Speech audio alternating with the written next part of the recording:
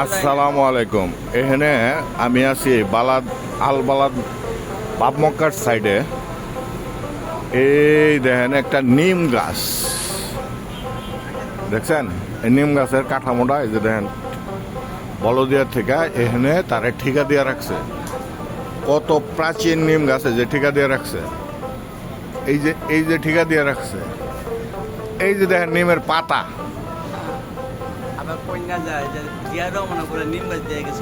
না না না, আমি এটা কমু না, ওইটা আমি কইতে রাজি না। এখন আপনারাই আন্দাজ করেন যে এই নিম গাছের বয়সটা কত।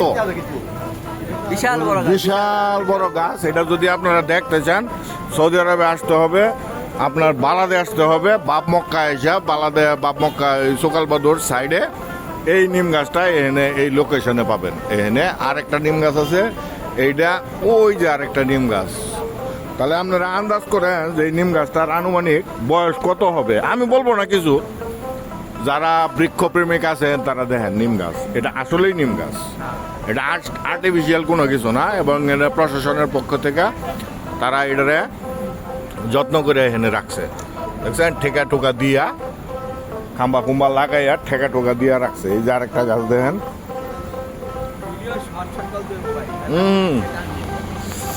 না না, এই যে আরেকটা গাছ আছে নিম গাছ। হ্যাঁ, এখানে অনেকগুলি নিম গাছ ছিল। আমরা যখন ওই কোনাত আছে আরো বয়স্ক। আর এটা হইলো হিস্টোরিক্যাল এরিয়া, মানে সৌদি আরবের জেদ্দার প্রাচীন শহর যেটা জেদ্দা, সেটা হইলো এটা। এই যে ইমারতগুলি দেখতেছেন, হ্যাঁ এগুলি কিন্তু অনেক প্রাচীন, মানে অনেক প্রাচীন বিল্ডিং। ওই যে এখানে লেখা আছে কত সনে হয়েছে, এটা আপনার 150 বছর হয়ে গেছে গা। তারপরে এখানে বিল্ডিংগুলি অনেক ওই দেখেন রমজানের শাওয়াল মাসের চাঁদ। এই দেখেন নিম গাছটা এখান থেকে কত বড়, বিশাল বড় গাছ।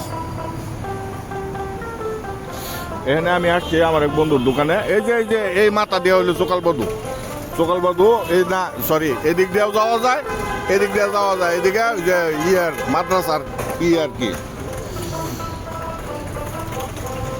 যারা এই বড় নিম গাছ দেখতে চান আইসা পড়বেন সৌদি আরব। এই নিম গাছটার বয়স ট্রেস করেন কত, এটা কি 100 বছর হবে না 200 বছর হবে? নিম গাছটার বয়স আপনারা ট্রেস করেন। দিস ইজ নিম গাছ।